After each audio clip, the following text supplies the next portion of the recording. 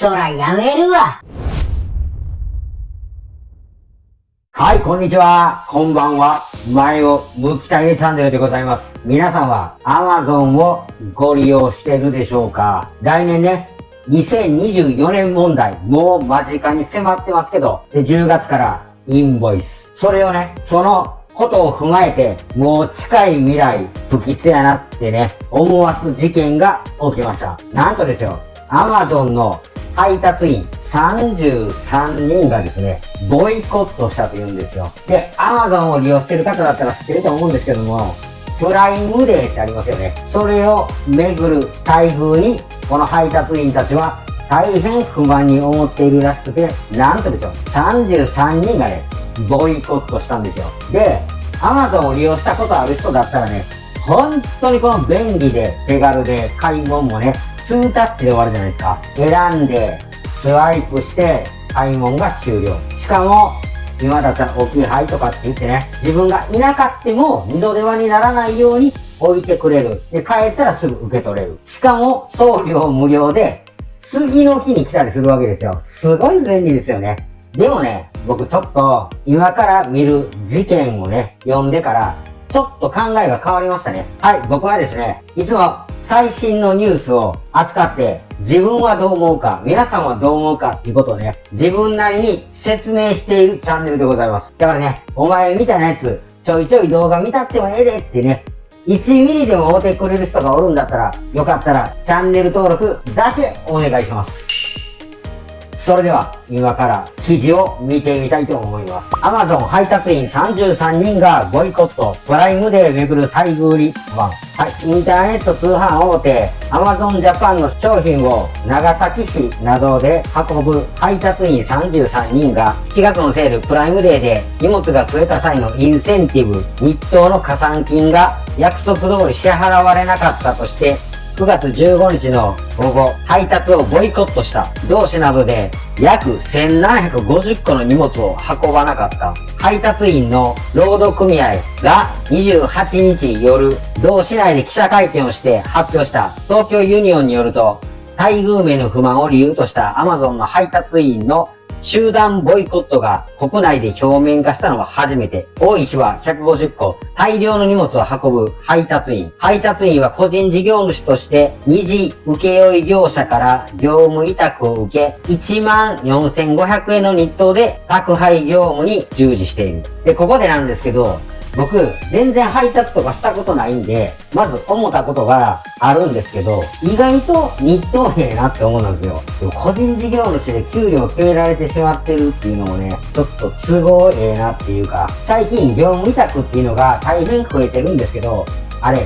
都合のただの労働力なんですよね。で、僕はしたことないんですけど、やっぱり正社員雇うより、業務委託で、正社員的なやつを雇った方が、切りたい時切れるし、都合がめちゃくちゃいいんですよ。で、最近僕エアコンの修理とかも頼んだんですけど、やっぱり業務委託という形でしてはりましたね。まあでも、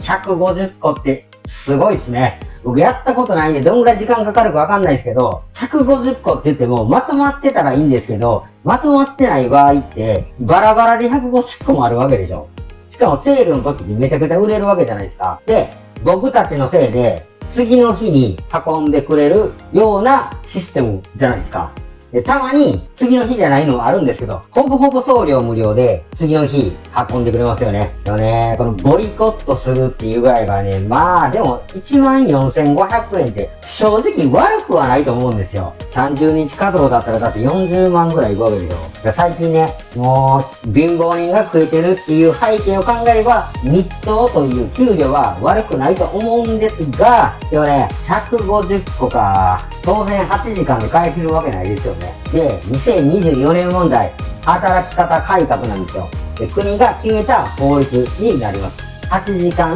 働くと適切な休憩取って、次の日、すぐに出勤するっていう形ではなくて、特に長距離トラックのドライバーには関係あるんですけど、一定時間を空けないと、また仕事をしてはならないみたいなね。だから長距離トラックドライバーってごっつい急いでダーって多分関西から出発して北海道の方行ったりとかってするわけでしょ。で、その間ってやっぱりトラックの中におるわけであって、ずーっと、例えば12時間開けなくてはいけないってなった時に、ずっとトラックにおらなくてはいけないわけじゃないですか。だから、こういう個人事業主というかね、業務委託という長距離トラックドライバーが絶対に増えると思うんですよね。だって、今、もう燃料代も上がってる、カツカツでみんなやってるわけですよ。で、会社もやっぱカツカツ利益が出てて、従業員も還元してるわけじゃないですか。それを8時間しか使えないっていうことは、確かに事故があって、亡くなった方はすごい残念やと思いますけども、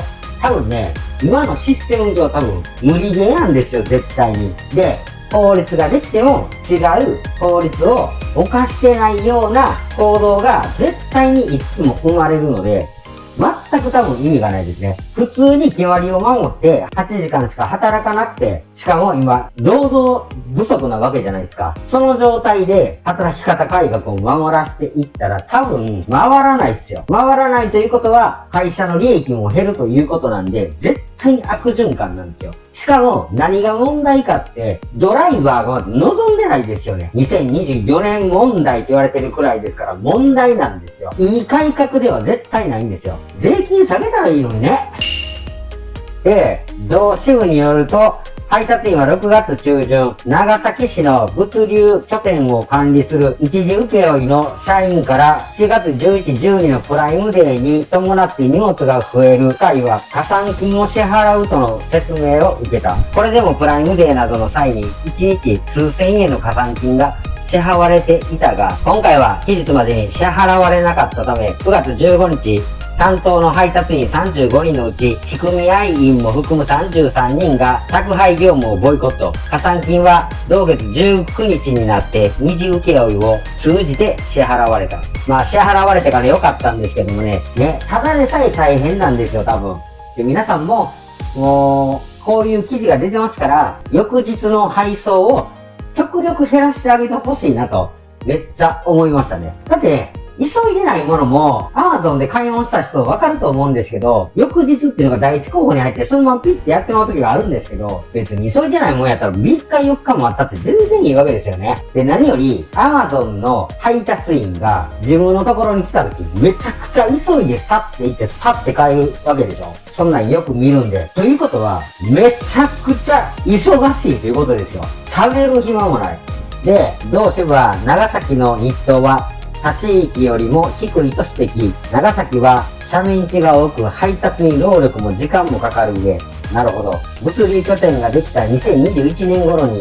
1個90個前後だった荷物が今では多い時で1日200個以上に増えているとして、日当の引き上げなどを求めてきた。これはそうやろ。だって荷物倍になってんねんから、倍って言わんでも、1.5 倍ぐらい上げたらいいんちゃうかなって思うんですよね。東京ユニオンの関口さんは、配達員の待遇が改善されなければ、他地域も含めて同様の問題が今後も起きる可能性があると指摘する。絶対そうやわ。僕でも配達員で、例えば1日90個、ね、どれぐらいで配り終わるのかはわかんないですけど、まあ、置き配がね、一般化今してますから、それでだいぶ効率的にはなったと思うんですけども、でも言っても、バラバラの場合もあるわけじゃないですか。同じとこばっかりに固まってたらいいですけど、なので、給料は絶対に上げるべきやと思います。で、僕たちもやっぱ買う方からさ、送料無料ってね、安心じゃないですか。例えばですけど、これ安いなと思っても、意外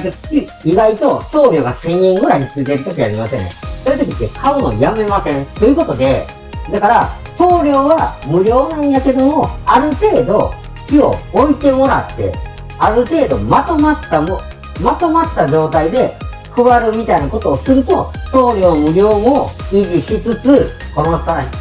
人たちの労力もちょっとマシになるんちゃうかなと思うんですよね。最近ね、たまたまかもしれませんけど、ショート動画でないですか？荷物をバーンって投げて、蹴ったりしたりとか、段ボールの置き方するようなやつあるじゃないですか。だから、まあ、自分は多分ないと思うんですけど、あんだけやっぱストレスが溜まってるということですよ、多分。だからね、荷物を蹴ってはいけないし、投げてはいけないんですけど、やっぱりね、こんなんがね、1年も2年もやってはる人からしたら、だいぶ溜まっとんやろなと推測できるので、もうちょっとね、息を抜けるように頑張らせてあげてほしいですね。もうこれから、もう絶対に人手不足になっていきますから、もっとひどくなるかもしれないですよ。だから、もう僕たちもそうですけど、やっぱり人手不足やったら、もう給料上げなしゃあないとこあるんですよ。僕もね、もうギリギリの儲けでやってますけど、やっぱりある程度の給料っていうのは仕方がないし、必要やなと思いますね。はい、じゃあコメントを読んでいきたいと思います。はい、じゃあコメントを一件読んでみたいと思います。はい、じゃあコメントを読んでいきたいと思います。翌日配達とかやらなくていいから、配達員さんの待遇改善に努めてほしいです。業務委託を契約した配達員さんにも生活あるし、人権もあります。そうした待遇をきちんと担保してもらいたいです。これね、コンビニのオーナーとかでも言えると思うんですけど、言うたら、オーナーとかっていうのは、労働基準法関係ないんですよ。だからやっぱセブンイレブンが、例えばあんだけ店舗広げるのに、社員だけでやってたとするじゃないですか。そうしたら絶対こんだけならなかったんですよ。だって、人を集められてない店舗っていうのは、ほぼほぼオーナーとオーナーの奥さんとか二人三脚でコンビニってやってますから、もう12時間労働で儲かってない店は配偶者が12時間労働みたいなところが多いみたいです。で、何よりコンビニのバイト募集を見たことある人やったらわかると思うんですけど、基本最低賃金で募集してるわけじゃないですか。ということはやっぱり本部がいかに搾取してるかっていうことですよね。はい。翌日配達で助かったこともあるけど、ほとんどは翌日に届く必要のないものが多い。よう考えればっていうことですよね。で、僕もさっき言ったんですけど、僕も別に翌日じゃなくても全然いいと思います。急がない便とか選択できてもいいと思う。そうなんですよ。なんかね、一番上にお急ぎ便っていうのがあって、もうほとんどピッてやってまうから、急いでないんやけどね。そうしてまう時がありますね。で、これ最後大事なんですけど、実は来月から始まるインボイス制度も物流業界に大きな影響を与えます。そうなんですよ。これさっきも言いましたけど、個人事業主なんですよ。ね。だから、日当っていうのは言い換えたら売り上げになるわけですね。で、年間1000万未満のものはインボイス適用される前だったら、言ったら消費税は納めなくてよかったんですけども、月日当14,500円で月84万以上いくってなかなか難しいじゃないですか。なので、年間言ったら1000万もいかないわけですね。そういうことですよ。インボイスがなかったら払わんでよかったものが消費税をね、納めなくてはいけないということなんですよ。で、これを拒否することもできるんですけど、拒否すれば多分仕事はもらえないはずなんです。なぜなら、この仕事振ってる方からしたら、ここに仕事振ることが経費にならないからなんですよ。もう本当にやばいですね。これからどうなるんでしょうか。はい、今日も見てくださってありがとうございます。今日はね、Amazon の配達員33人がボイコットしたということで、これはね、僕は配達員ではないんですけど、ちょっとね、これからインボイス始まることによって、2024年問題に突入することによって、自分もね、全く関係ないことほんまにないので、ちょっと心が痛まるなと思って紹介させてもらいました。皆さんはインターネットで買い物、どのようにしてるでしょうか？どのように付き合ってるでしょうか？よかったらコメントで教えてください。今日の話に1%でも共感できた、よかったよっていう人があったらね、グッドボタンとチャンネル登録お願いします。それでは次の動画までさようなら。